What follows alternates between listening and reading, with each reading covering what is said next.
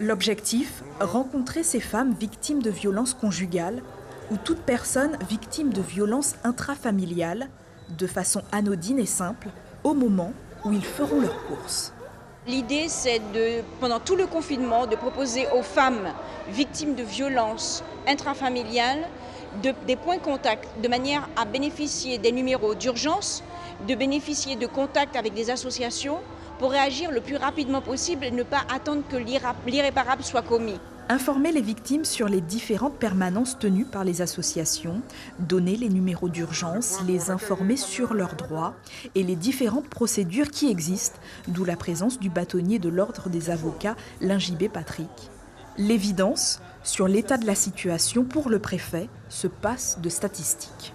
On nous demande des statistiques, mais on n'a pas besoin de statistiques pour savoir qu'en Guyane, c'est un sujet qui est très important. On est sur des phénomènes de grande ampleur et donc toutes les initiatives qui sont prises pour pouvoir lutter contre ces violences intrafamiliales, contre les violences faites aux femmes, eh bien, c'est une initiative qui est forcément à soutenir.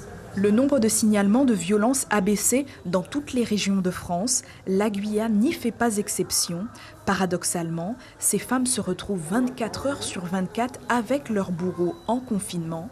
Un silence anormal qui alerte les autorités. Ce silence nous alerte parce que nous avons peur qu'il arrive un drame au sein des domiciles. C'est pour ça que nous mettons tout en œuvre pour accompagner les victimes et qu'elles ne soient pas seules.